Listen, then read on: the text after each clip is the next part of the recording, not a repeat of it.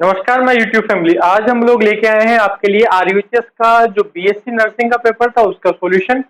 आज संडे का दिन था, पेपर का टाइमिंग 1 से 3 बजे का था, तो सोचा शाम को जो है बच्चों को फिजिक्स के जो क्वेश्चन आए थे उनका सॉल्यूशन करा दिया जाए। तो सारे क्वेश्चन बहुत एकदम इजी थे, हलवा पेपर था, तो सॉल्यूशन भी एकदम हलवा होने वाला है। तो लीजिए, सारे क्वेश्चंस का हम लोग जो है वो वन बाय वन सॉल्यूशन देखते हैं। तो आपके सामने जो फर्स्ट क्वेश्चन था वो था कि इलेक्ट्रोमैग्नेटिक वेव्स को प्रोड्यूस करने के लिए what is the necessary condition that is required. तो कौन कौन सी कंडीशन ये हम लोग बिल्कुल एकदम फर्स्ट चैप्टर के अंदर ही डिस्कस करते हैं। पहली कंडीशन जो है हम लोग देखते हैं कि अगर कोई चार्ज क्यू है वो रेस्ट पोजीशन में होता है। अगर कोई चार्ज क्यू रेस्ट पोजीशन में होता है तो वो इलेक्ट्रिक फील्ड प्रोड्यूस करता है। अगर कोई चार्ज क्यू रेस्ट कंडीशन में होता है तो इलेक्ट्रिक फील्ड वो प्रोड्यूस करता है। सेकंड जो इसकी कंडीशन है वो हम लोग देखते हैं कि अगर ये same charge Q v velocity से मूव करना स्टार्ट करे तो ये इलेक्ट्रिक फील्ड के साथ साथ मैग्नेटिक फील्ड भी प्रोड्यूस करता है। राइट। थर्ड जो इसकी कंडीशन है वो ये है कि अगर ये चार्ज मूव तो कर रहा है बट इसका जो मोशन है वो एक्सिलरेटेड, का मतलब मोशन में एक्सेलरेशन है, कभी वेलोसिटी कम हो रही है कभी वेलोसिटी ज्यादा हो रही है। इन दैट केस ये इलेक्ट्रिक फील्ड प्रोड्यूस करेगा ही करेगा, मैग्नेटिक फील्ड प्रोड्यूस करेगा ही करेगा। और साथ ही साथ मैंने आपको, जो स्कूल वाले बच्चे हैं वो इस चीज को रिलेट कर रहे होंगे, मैंने बताया था कोचिंग क्लासेस में, मैंने बताया था आपको कि इलेक्ट्रिक फील्ड प्रोड्यूस करेगा, मैग्नेटिक फील्ड प्रोड्यूस करेगा और इसी के साथ साथ इलेक्ट्रोमैग्नेटिक वेव्स ईएम वेव्स भी जनरेट करता है। तो यहां से जिसका ऑप्शन है कौन सा करेक्ट हो जाने वाला है? ऑप्शन करेक्ट होगा आपका एन एक्सेलरेटिंग चार्ज पार्टिकल। एक चार्ज पार्टिकल जो वेलोसिटी, जिसकी वेलोसिटी में चेंज आ रहा है, मतलब उसकी वेलोसिटी में एक्सेलरेशन है, तो ऐसा चार्ज पार्टिकल जिसकी वेलोसिटी में एक्सेलरेशन है वो इलेक्ट्रोमैग्नेटिक वेव्स क्या करेगा? प्रोड्यूस करेगा। तो बिल्कुल सिंपल सा क्वेश्चन था, बिल्कुल एकदम देख कर टिक करने वाला क्वेश्चन था। तो अगले क्वेश्चन की हम लोग बात करें। अगला क्वेश्चन था कि reddish appearance of sun at sunrise and sunset. तो सन जब राइज होता है, सन जब सेट होता है, दोनों ही टाइम पर जो सन की अपीयरेंस है वो रेडिश दिखाई देती। कभी कभी आप सुबह उठ के, जल्दी उठ के आप सूरज को देखना, और जब सूर्य अस्त होने लगे सनसेट के टाइम पे भी आप जाकर के देखोगे तो आपको जो उसका कलर है वो एकदम कैसा दिखाई देने वाला है? रेडिश दिखाई देने वाला है। और आप एकदम बिल्कुल दोपहर में सन को देखोगे तो एकदम आपको अलग टाइप का येलोइश टोन जो है वो सन की दिखाई देने वाली है। तो इसका रीजन जो है वो हम लोग यहाँ समझते हैं। मैं यहाँ बना देता हूँ अर्थ। ये आपके सामने मैंने बना दी अर्थ। देखो बहुत गहरे कॉन्सेप्ट है, आप ध्यान से समझना इस चीज को। ये मैंने बना दी आपके अर्थ, और अर्थ पे यहाँ पर कोई ऑब्जर्वर है, ये मान लीजिए ऑब्जर्वर है। राइट। और यहाँ पे हम लोगों ने बनाया ये सन। अब सन को छोटा बनाए तो आप इसको दिल पे मत लेना है, सन तो बड़ा ही होता है, लेकिन ये समझने के पॉइंट ऑफ व्यू से मैंने क्या बना दिया? छोटा बना दी। ये तो है आपकी दिन वाली पोजीशन, जब एकदम जो है वो सन कहाँ पे रहने वाला है? सन रहने वाला एकदम सिर के ऊपर। और शाम वाली पोजीशन मैंने बना दी आपके सामने, ये आपकी शाम वाली पोजीशन है, जब सनसेट का टाइम होने वाला है तब वाली पोजीशन ये है। और ये मैं बना देता हूँ आपके एटमॉस्फेयर। राइट। ये अर्थ के अराउंड, सराउंडिंग में मैंने क्या बना दिया? एटमॉस्फेयर बना दिया। इसके अंदर आपकी सारी लेयर्स होने वाली है, ट्रोपोस्फेयर, एक्सोस्फेयर, वो सारी लेयर्स यहाँ पे मिलेगी। अब एक कंडीशन तो इमेजिन करता हूं मैं यहाँ से कि सनलाइट यहाँ से आती है और ऑब्जर्वर तक पहुंचती है। जब इस कंडीशन में सनलाइट आएगी तो एक चीज आप ध्यान से समझना कि सनलाइट जब ऐसे आएगी तो वो एटमॉस्फेयर में बहुत ही कम डिस्टेंस ट्रेवल करेगी, लेकिन इस वाली कंडीशन से जब सनलाइट आएगी तो एटमॉस्फेयर में ज्यादा डिस्टेंस ट्रेवल करेगी। इतनी बात आप लोगों को समझ में आती है? हम लोगों ने एक इंसिडेंट पढ़ा था, स्कैटरिंग ऑफ लाइट। तो सनलाइट जो आती है उसके अंदर सारे कलर जो है प्रेजेंट होते हैं। हम लोग एक ट्रिक पढ़ते हैं विबग्योर, VIBGYOR,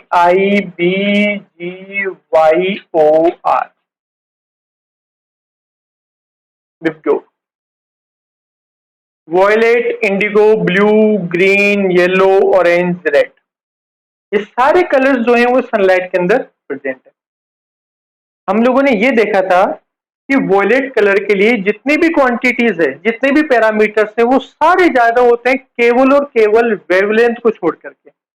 वॉयलेट कलर की बात करें तो इसका वेवलेंथ ही कम होता है, और बाकी एनर्जी ले लो, आप स्कैटरिंग ले लो, आप इसका क्रिटिकल एंगल ले लो, आप इसकी फ्रीक्वेंसी ले लो, सारे पैरामीटर्स वॉयलेट कलर के लिए ज्यादा होते हैं और रेड कलर के लिए कम होते हैं।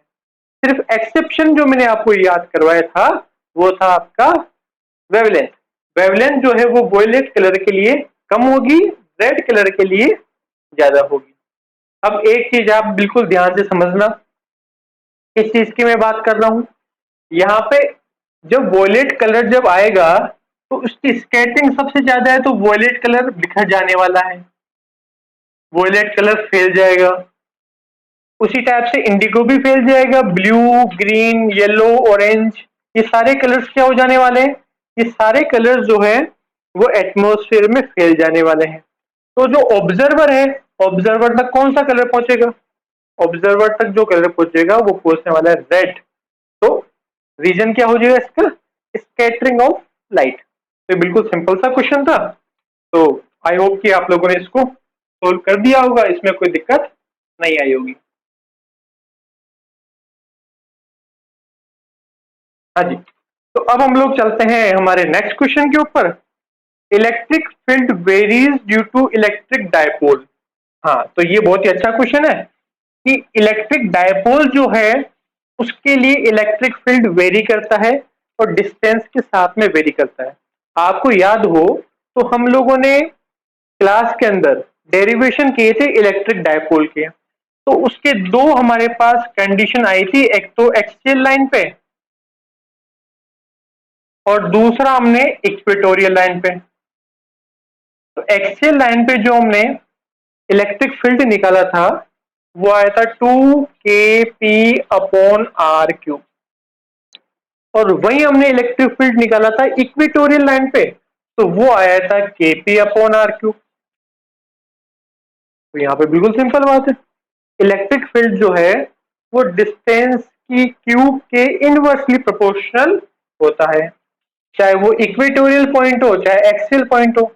तो electric field is inversely proportional to the cube of the distance, या अनदर फॉर्म में हम लोग क्या बोल सकते हैं, ऊपर लेके जाएंगे तो पावर जो 3 है प्लस की वो माइनस हो जाने वाली है। तो इन दोनों में से कोई सा भी ऑप्शन आपके सेट हो जाएगा, या तो ई इनवर्सली प्रोपोर्शनल टू r³ होगा, इस r³ को ऊपर लेके जाओगे तो r की पावर क्या बन जाएगी, -3 बन जाएगी।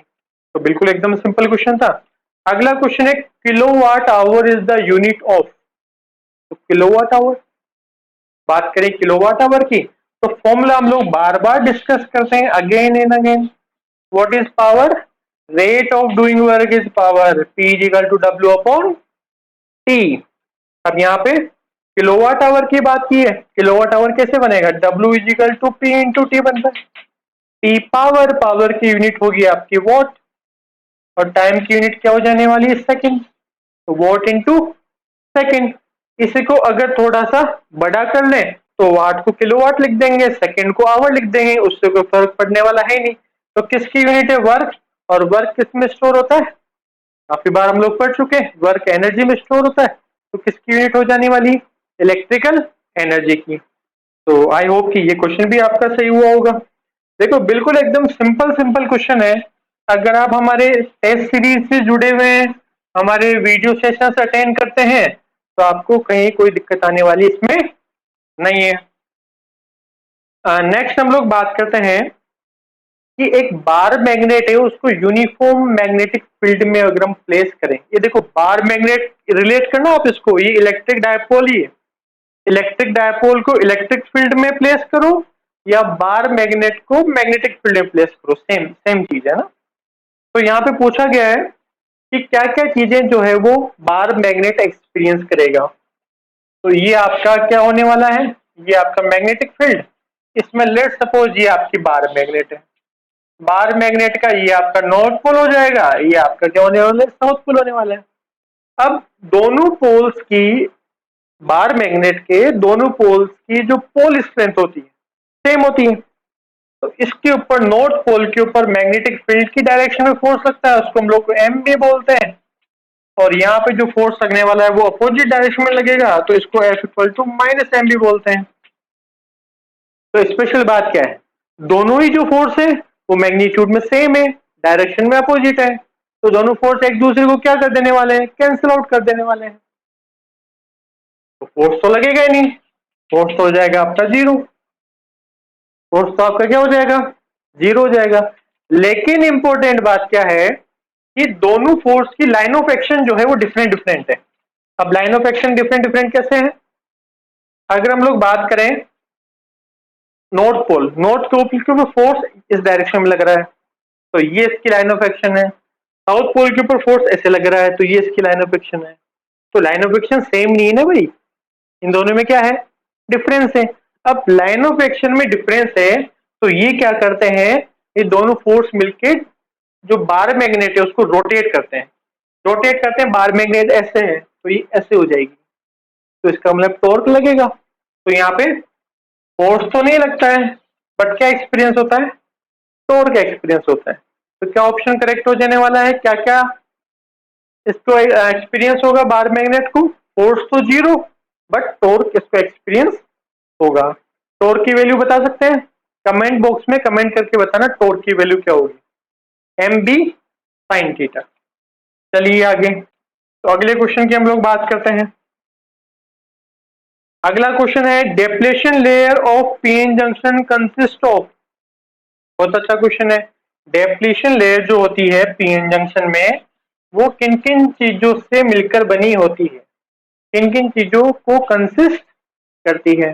तो याद करो पीएन जंक्शन क्या क्या करना है, पी टाइप का सेमीकंडक्टर लेना है, देन एन टाइप का सेमीकंडक्टर लेना है। थोड़ा सा मैं डायग्राम बना के बताता हूं, देखो ये वीडियो समझने के लिए है, डायरेक्ट आप आंसर देखना चाहें तो वो बात अलग है, मैं आपको थोड़ा सा ईच एंड एवरी क्वेश्चन को डिटेल से समझा रहा हूं। तो ये मैंने आपका पी टाइप सेमीकंडक्टर लिया, ये आपका कौन सा सेमीकंडक्टर है, एन टाइप सेमीकंडक्टर है। पी टाइप में जो आयंस होते हैं वो आयंस कैसे होते हैं, नेगेटिवली, नेगेटिव आयंस होते हैं, नेगेटिवली चार्ज ऐसे।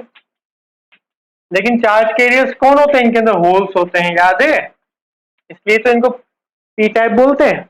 और नेगेटिव की बात करें तो आयंस इनके अंदर पॉजिटिव होते हैं, लेकिन इनके जो चार्ज कैरियर्स होते हैं वो चार्ज कैरियर्स कौन होते हैं, याद करो, चार्ज कैरियर्स होते हैं इलेक्ट्रॉन्स। तो इलेक्ट्रॉन्स जो है नेगेटिवली चार्ज होते हैं, तो हमने इनको क्या बोल दिया था, इस प्रकार के सेमीकंडक्टर को हम लोगों ने बोला था एन टाइप। अब क्या होता है, पी टाइप सेमीकंडक्टर को एन टाइप सेमीकंडक्टर के साथ हम लोग क्या करते हैं, मिला करके बनाते हैं। इसके लिए टेक्निक्स वगैरह कौन सी है उसको हम लोग सेमीकंडक्टर वाले चैप्टर में पढ़ चुके हैं। तो क्या होगा, ये होल्स की कंसेंट्रेशन यहाँ पे ज्यादा है, इधर इलेक्ट्रॉन्स की कंसेंट्रेशन ज्यादा है, तो पी टाइप के होल्स मूव करेंगे एन रीजन में, और एन रीजन के जो इलेक्ट्रॉन्स है वो मूव करके आएंगे किधर, पी रीजन में, क्योंकि कंसेंट्रेशन का डिफरेंस है ना भाई, जिधर कंसेंट्रेशन ज्यादा है उधर से चार्ज कैरियर हायर कंसेंट्रेशन से लोअर कंसेंट्रेशन की तरफ मूव करते हैं। समझ रहे हो आप लोग बात, तो यहाँ पे होल्स जाएंगे इधर, इलेक्ट्रॉन्स आएंगे इधर, होल्स जाएंगे इधर, इलेक्ट्रॉन्स आएंगे इधर, होल्स जाएंगे इधर।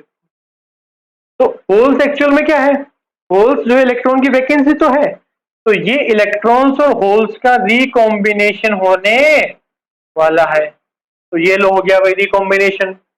तो रिकॉम्बिनेशन जब हुआ तो ये जो रीजन था, ये मेरे पास एक रीजन क्रिएट हो गया जो डिप्लीट है चार्ज कैरियर से, मतलब यहाँ पे चार्ज कैरियर क्या है, एब्सेंट है। चार्ज कैरियर कौन कौन, इलेक्ट्रॉन भी एब्सेंट तो होल्स भी एब्सेंट। तो इस रीजन को हम लोग क्या बोलते हैं, डिप्लीशन रीजन। डिप्लीट का मतलब क्या होता है, डिप्लीट का मतलब होता है एमपीटी।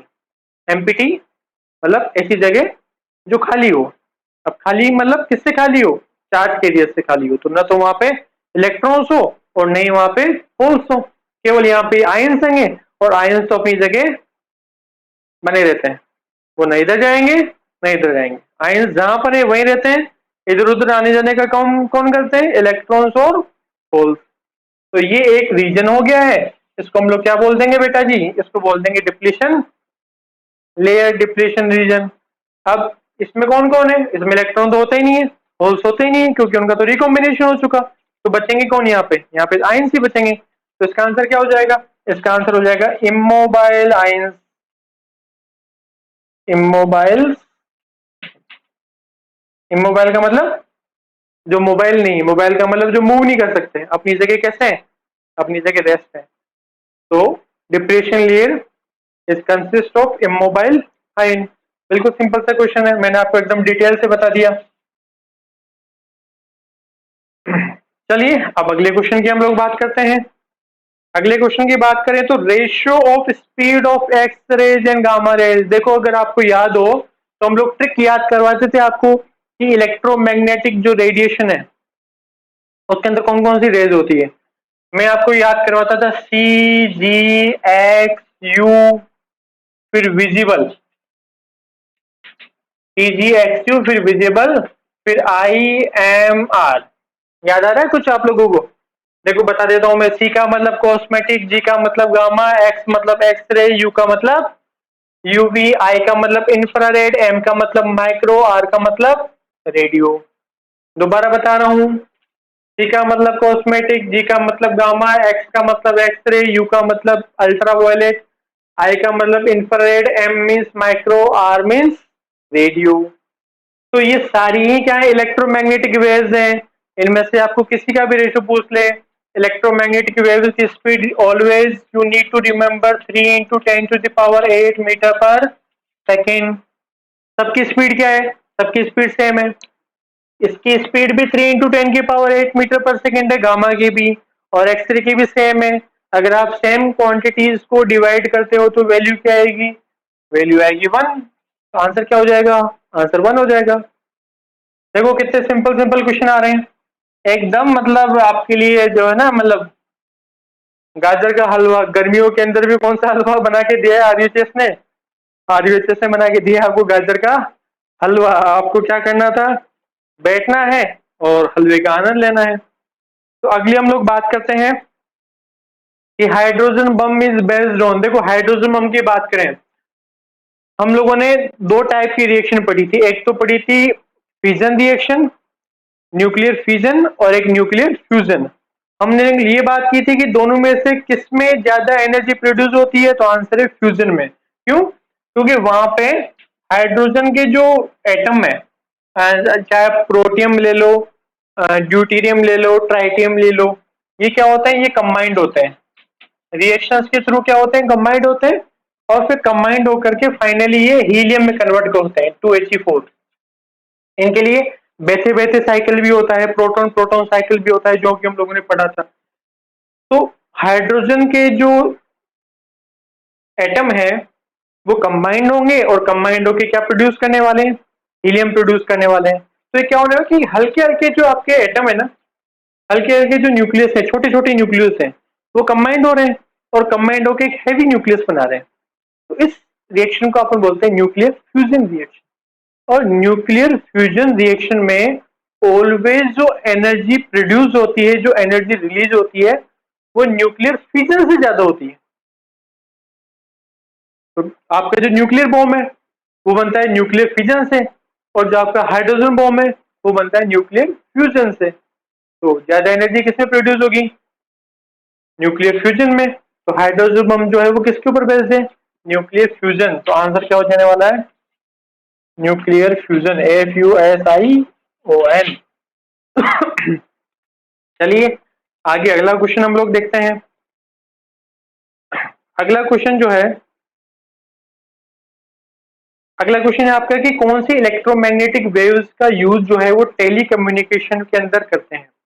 तो फर्स्ट है यूवी रेस, अल्ट्रावायलेट, इसके बारे में आपको बता चुका हूँ। अल्ट्रावायलेट का यूज जो है हम लोग वाटर के प्यूरिफिकेशन के अंदर करते हैं। विजिबल लाइट इसके अंदर नहीं आएगा। इंफ्रारेड, इंफ्रारेड जो आपके रिमोट्स जो आप लोग यूज करते हैं कि आपके टीवी के सीडी डीवीडी के जो रिमोट्स होती है उनके अंदर जो रेज यूज कर लेते हैं, जो रेज काम में आती है वो आपकी होती है इंफ्रारेड। तो आपकी जो माइक्रोवेव जो होगी वो काम आने वाली टेली कम्युनिकेशन में। अगला क्वेश्चन हम लोग लेते हैं, क्रिटिकल एंगल इज मिनिमम 4। देखो मैंने आपको बताया था एक sequence V I B G Y O R, क्या सीक्वेंस बताई थी मैंने आपको कि वोलेट कलर के लिए सारे पैरामीटर्स ज्यादा होते हैं, चाहे इसकी एनर्जी हो, चाहे फ्रीक्वेंसी हो, चाहे क्रिटिकल एंगल हो। तो क्रिटिकल एंगल पूछ रहा है, सबसे मिनिमम पूछ रहा है, तो मिनिमम किसके लिए होगा? रेड के लिए। रेड ऑप्शन में नहीं हो तो फिर क्या? ऑरेंज। ऑरेंज ऑप्शन में है तो फिर क्या? येलो। फिर येलो ऑप्शन में नहीं हो तो ग्रीन। तो समझ में आ गया आपका, ये वाली जो सीक्वेंस है ये आपके क्रिटिकल एंगल के डिक्रीज होती हुई सीक्वेंस है। तो ऑप्शन में आप लोग देखना और कमेंट बॉक्स में आंसर को जरूर टिक करना। अगला क्वेश्चन उसके बाद में, phase difference between V and I of AC circuit containing a resistance. देखो रेजिस्टेंस की हम लोग बात करते हैं, इंडक्टेंस की बात करते हैं और एक कैपेसिटर की बात कर लेते हैं। तीन टाइप के सर्किट हम लोगों ने पढ़े थे उस टाइम पे, एक तो प्योर रेजिस्टिंग, प्योर इंडक्टिव और प्योर कैपेसिटिव। देखो अगर प्योर रेजिस्टिव सर्किट होगा तो यहाँ पे वी एंड आई ये दोनों होने वाले हैं आपके सेम फेज में। अब सेम फेज में रहेंगे तो कोई डिफरेंस होगा ही नहीं। और आपका अगर इंडक्टिव सर्किट है तो V जो है वो क्या रहने वाला है? आगे रहने वाला है, करंट पीछे रहने वाली है। और फेज डिफरेंस कितने डिग्री का हो जाएगा? 90 डिग्री का हो जाएगा। और अगर कैपेसिटिव सर्किट है तो आपकी करंट आगे रहेगी वोल्टेज पीछे रहेगा, तो फेज डिफरेंस कितना हो जाएगा? 90 डिग्री का। देखो क्वेश्चन तो एक है, एक के साथ मैंने आपको तीन बता दिए। यहाँ रजिस्टिव का पूछा है तो वोल्टेज और करंट सेम फेज में रहेगी, फेज डिफरेंस कितना रहेगा? 0। इंडक्टिव में वोल्टेज आगे रहेगा, करंट पीछे रहेगा, फेज डिफरेंस कितना हो जाएगा? 90 डिग्री। कैपेसिटिव सर्किट है तो करंट आगे रहेगी, वोल्टेज पीछे रहेगा, तो एंगल कितना हो जाएगा? Phase difference 90 degree. तो इस चीज का आप लोगों को ध्यान रखना है। तो आगे चलते हैं हम लोग। आगे हम लोग अगर बात करें, हाँ देखो एक आपको स्टेप डाउन ट्रांसफॉर्मर दिया और उसने ऐसे बोला कि 24 वोल्ट जो है वो 12 वोल्ट के एक लाइट बल्ब से कनेक्टेड है। 24 वोल्ट आपको वोल्टेज दिया 24 वोल्ट और ये कनेक्टेड है 12 वाट के लाइट बल्ब से। तो आपको क्या बताना क्या है इसके अंदर? The value off peak current. Peak current means आपको आई नोट की वैल्यू बतानी है। तो देखो तो बिल्कुल ही सिंपल क्वेश्चन है, थोड़ा सा न्यूमेरिकल अप्रोच है। 24 वोल्ट जो है स्टेप डाउन ट्रांसफार्मर के सेकेंडरी कोयल से निकल रही है। अब इसका मतलब ये वोल्टेज की वैल्यू है, और वोल्टेज की कौन सी वैल्यू है? Root mean square value VRMS। ये पावर दी हुई है P, आपको आई नोट की वैल्यू पूछी है, मतलब करंट की कौन सी वैल्यू पूछी है? पीक वैल्यू पूछी है। तो बिल्कुल सिंपल है इसको फाइंड आउट करना। आपको पता है पी को हम लोग बोलते हैं P इक्वल टू VI, लेकिन वोल्टेज भी कौन सी? RMS, और करंट भी कौन सी? RMS। इसकी वैल्यू आपको कितनी दी हुई है?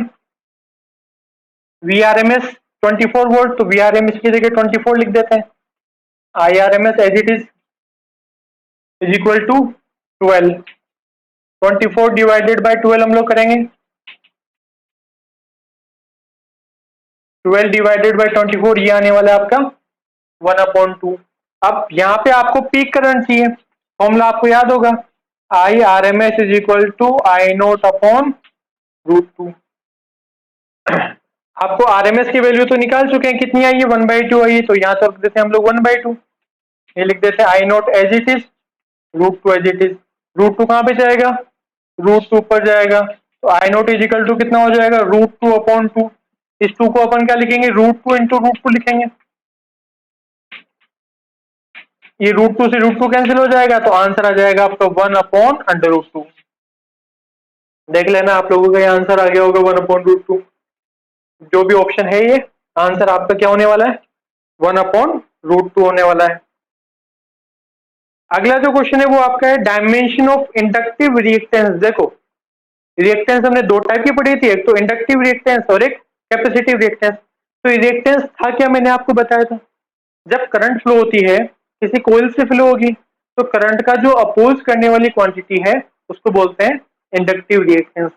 और जब वही करंट कैपेसिटर से फ्लो होती है तो उस टाइम जो करंट का अपोज करने वाली क्वांटिटी है उसको हम लोग बोलते हैं कैपेसिटिव रिएक्टेंस। तो इंडक्टिव रिएक्टेंस पूछे, कैपेसिटिव रिएक्टेंस पूछे, रेजिस्टेंस पूछे, ये तीनों चीजें क्या है, अपोज करने वाली है। तो इनकी तीनों की यूनिट सेम होगी और इन तीनों की डायमेंशन भी सेम होगी। तो यहाँ पे एक ही कंसेप्ट से आपके दो क्वेश्चन होने वाले हैं, क्योंकि देखो यहाँ पे रेजिस्टेंस की डायमेंशन भी पूछी है, अगले क्वेश्चन में रेजिस्टेंस की डायमेंशन भी पूछी और इंडक्टिव रिएक्टेंस की डायमेंशन भी पूछी। तो एक में आपको रेजिस्टेंस की डायमेंशन बता देता हूँ, इंडक्टिव रिएक्टेंस की डायमेंशन भी वो ही होने वाली है। देखो रेजिस्टेंस की डायमेंशन हम लोग निकालते हैं, पहले फॉर्मूला देखो, R is equal to V upon I है क्या, अरे हाँ है ना, तो बोलो भाई R इजिकल टू क्या है, V अपॉन आई। ये V आपका क्या है, ये पोटेंशियल है और ये करंट है, इसको अपन क्या बोलते हैं, इसको अपन बोलते हैं W अपॉन Q, और करंट का तो एज इट इज लिख देता हूँ। अब देखो डायमेंशन बनाना एकदम सिंपल हो गया, कैसे सिंपल हुआ भाई, ये वर्क की डायमेंशन बताओ, देखें M1 L2 T-2, इधर भाई चार्ज की डायमेंशन बताओ, क्या बताओ इसकी डायमेंशन A1 T1 होती है क्या, और यहाँ पे करंट के लिए हम लोग क्या यूज करेंगे, करंट के लिए यूज करेंगे हम लोग A1। तो अब क्या होगा, देखो A1 और A1 क्या बनेगा A2, और ये T1 पलट के ऊपर जाएगा तो -1 हो जाएगा, तो क्या डायमेंशन हो जाएगी M1 L2 T-3 और A-2। तो याद रखना ये जो डायमेंशन है ना, ये रेजिस्टेंस की भी होगी, इंडक्टिव रिएक्टेंस की भी होगी, कैपेसिटिव रिएक्टेंस की भी होगी। चलिए आगे हम लोग बात करते हैं, ट्रांसफॉर्मर इज बेस्ड ऑन, तो आंसर हो गया म्यूचुअल इंडक्शन। ये तो बिल्कुल एकदम सिंपल क्वेश्चन है, कर ही दिया हुआ आप लोगों ने।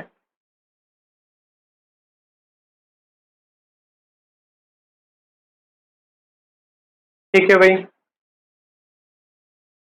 हाँ, एक क्वेश्चन पूछा बेटा जी कि व्हाट इज होल्स, होल्स क्या है, तो होल्स हम लोग बात कर ही चुके हैं कि चाहे आपका पी टाइप का सेमीकंडक्टर हो, कोई सा भी सेमीकंडक्टर हो जिसको आप लोग प्योर सेमीकंडक्टर भी बोलते हैं, तो उसके अंदर क्या है, जैसे मान लीजिए मैंने आपका सिलिकॉन ले लिया, तो सिलिकॉन क्या है,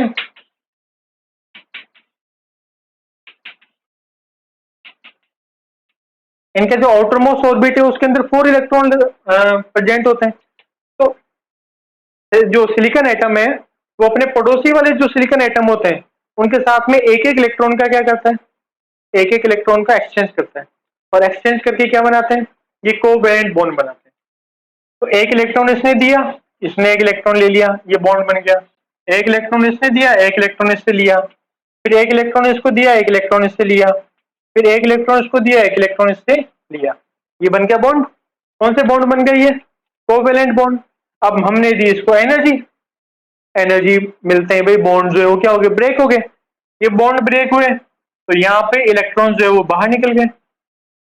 अब इलेक्ट्रॉन बाहर निकल गए तो भाई इलेक्ट्रॉन अपनी सीट छोड़ गए ना, तो इलेक्ट्रॉन जो अपनी सीट छोड़ के गए हैं तो इसको हम लोग क्या बोल देंगे, वैकेंसी ऑफ इलेक्ट्रॉन। इलेक्ट्रॉन जो अपनी सीट छोड़ के बाहर निकल गए उसको हम लोग बोलेंगे वैकेंसी ऑफ इलेक्ट्रॉन। कहाँ पे, कोवेलेंट बॉन्ड्स में। तो यहाँ पे इलेक्ट्रॉन क्या हो जाएगी, वैकेंसी ऑफ, सॉरी होल्स क्या हो जाएगा, वैकेंसी ऑफ इलेक्ट्रॉन्स। तो ये भी बड़ा सिंपल क्वेश्चन है।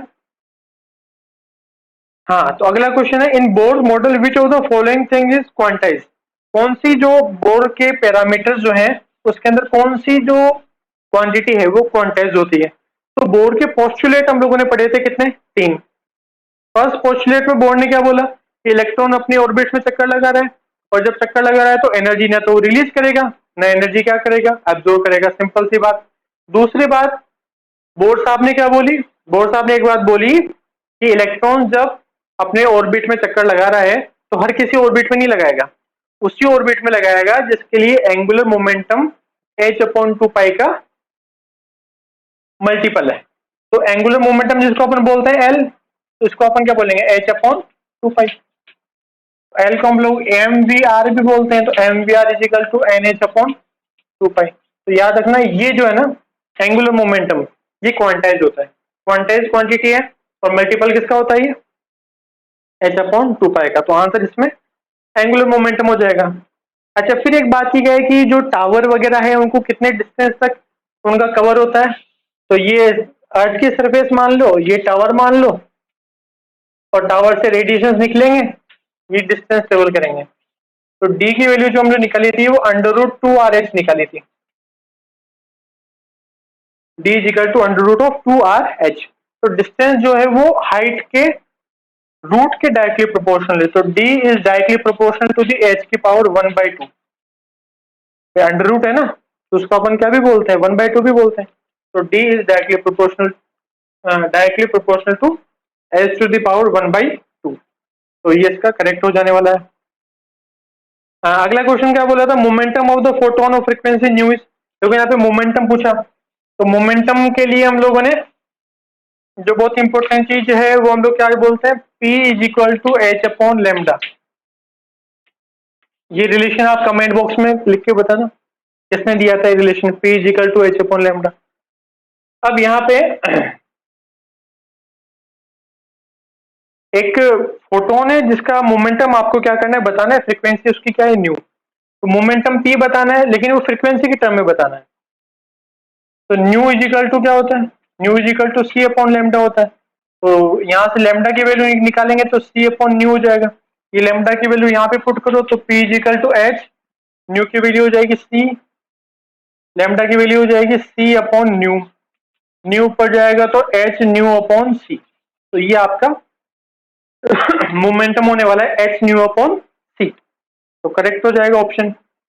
आगे, difference between electric potential when no current is drawn from the cell. देखो ये तो वही हो गया जो हम लोगों ने पिछला वीडियो बनाया था। सेल की मैंने आपको दो कंडीशन बताई थी, एक तो तब जब सेल से हम लोग करंट ड्रॉ नहीं करते हैं, और एक सेल को क्लोज सर्किट में रखते हैं तो करंट हम लोग ड्रॉ करते हैं। तो करंट हम लोग जब ड्रॉ नहीं कर रहे हैं तो उसको ओपन सर्किट में बोलते हैं, और ओपन सर्किट में जो टर्मिनल्स के बीच का पोटेंशियल डिफरेंस होता है तो उसको हम लोग बोलते हैं इलेक्ट्रोमैग्नेटिक फोर्स। शॉर्ट फॉर्म में अपन क्या बोलते हैं, ईएमएफ। ठीक है, तो ये बिल्कुल सिंपल सी बात है। Focal length of the plane mirror की फोकल लेंथ इनफाइनाइट होती है भाई। इनफाइनाइट क्यों होती है, क्योंकि फोकल लेंथ तो हम लोग वहां से मेजर करते हैं ना जहाँ पे इमेज बनती है, और अपन प्लेन मिरर की बात करें तो उसमें तो कर्व होता ही नहीं है। प्लेन जो मिरर होता है वो कैसे बनता है, एक शीशा लिया, उसके एक साइड में आपने पॉलिश कर दी तो प्लेन मिरर बन गया। अब इसमें कर्व है ही नहीं, तो फोकल लेंथ क्या हो जाएगी इसकी, इनफाइनाइट हो जाएगी। अच्छा, आगे एक बहुत अच्छा क्वेश्चन है पूछा है कि ट्रांसफार्मर वर्क करता है एसी पे, डीसी पे, दोनों पे, नन। तो ट्रांसफार्मर आप लोगों को मालूम है कि वर्क करता है ओनली एसी सप्लाई पे, अल्टरनेटिंग करंट पे वर्क करता है। अच्छा, बोरोन जब हम लोग ऐड करते हैं तो बोरोन अगर आपको याद हो तो ट्राईवैलेंट इंप्योरिटीज है, और ट्राईवैलेंट इंप्योरिटी जब हम किसी प्योर सेमीकंडक्टर के अंदर मिलाएंगे तो हम लोगों को पी टाइप सेमीकंडक्टर बनेगा। तो बोरोन, एल्यूमिनियम, गैलियम, ये सारी जब चीजें मिलाते हैं ना हम लोग प्योर सेमीकंडक्टर में, तो आपको पी टाइप सेमीकंडक्टर मिलता है। और हम लोग अगर फास्फोरस ही, अगर ये बोरोन की जगह फास्फोरस पूछता तो फास्फोरस, आर्सेनिक, एंटीमनी, ये सारे कैसे होते हैं, पेंटावेलेंट होते हैं। ये सारी इंप्योरिटीज जो है आपकी पेंटावेलेंट होती है। तो अगर आप पेंटावेलेंट इंप्योरिटीज को मिलाओगे तो जो आपका सेमीकंडक्टर बनेगा वो बनेगा आपका एन टाइप। तो बन सकता है यहाँ से क्वेश्चन नेक्स्ट ईयर के लिए। अच्छा, 1 AMU की इक्विवेलेंट एनर्जी, ये तो हम लोग काफी बार करते हैं, आइंस्टीन का मास एनर्जी रिलेशनशिप, कि अगर मास का कहीं ना कहीं डिके हो रहा है तो एनर्जी प्रोड्यूस होगी, E is equal to M into C square. तो मास किस में कन्वर्टेबल है, एनर्जी के अंदर कन्वर्टेबल है, और मास की जो छोटी यूनिट होती है वो होती है 1 AMU। 1 AMU कमेंट बॉक्स में लिख के बताना 1 AMU कितने केजी के इक्वल होता है। और 1 AMU का अगर डिके होगा तो 931.5 million electron volt energy produce होती है। इसका हम लोग डेरिवेशन कर चुके हैं ऑलरेडी। उसके बाद में, अच्छा, एंगल ऑफ डिप पूछा है। देखो कितनी अच्छी चीज पूछी है कि पोल्स जो है उस पोल्स के ऊपर आपको पूछा है एंगल ऑफ डिप। तो पोल्स के ऊपर आपको बताना है एंगल ऑफ डिप। तो एंगल ऑफ डिप क्या चीज है,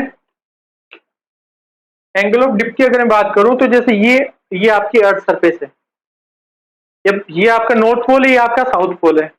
अब जो इसके अंदर मैग्नेट है वो मैग्नेट कैसी है कि जहां पर नॉर्थ पोल है वहां पे मैग्नेट का साउथ पोल कंप्रेस्ड है, और जहां पे इस अर्थ का साउथ पोल है वहां पे मैग्नेट का नॉर्थ पोल कंप्रेस्ड है। तो अगर आप किसी मैग्नेटिक निडल को ऐसे यहाँ पे रखोगे तो वो अर्थ की जो मैग्नेटिक फील्ड लाइन है उसके अकॉर्डिंग मूव करेगी। तो यहाँ पे जो मैग्नेटिक फील्ड है, यहाँ पे जो निडल है वो एकदम स्ट्रेट रहेगी, यहाँ पे एकदम हॉरिजॉन्टल हो जाएगी, यहाँ पे वापस स्ट्रेट हो जाएगी। तो यहाँ पे जब हॉरिजॉन्टल रहेगी, देखो अगली बार के लिए आपको इक्वेटोरियल पॉइंट पे भी पूछ सकता है एंगल ऑफ डिप, तो यहाँ पे तो रहेगा 0 डिग्री, और ये पोल से ये पोल से इन दोनों पोल्स पे रहेगा 90 डिग्री। तो याद रखना पोल्स पे अगर एंगल ऑफ डिप पूछता है तो 90 डिग्री आंसर होता है, और अगर इक्वेटोरियल पॉइंट पे पूछता है, जो कि ये इक्वेटोरियल पॉइंट है, यहाँ पूछता है तो एंगल ऑफ डिप कितना आएगा, 0 डिग्री आएगा। ठीक है, तो ये इस टाइप से था।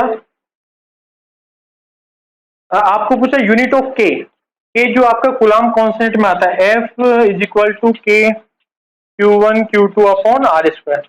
देखो ये तो बिल्कुल सिंपल है, के को हम लोग बोलते हैं 1/4πε0, और इसकी जो यूनिट है वो होती है newton into metre square upon coulomb square. इसको अगर ऊपर भेजेंगे तो न्यूटन इंटू मीटर स्क्वायर और कूलाम टू द पावर -2 हो जाएगा। तो बिल्कुल सिंपल सा चीज पूछिए।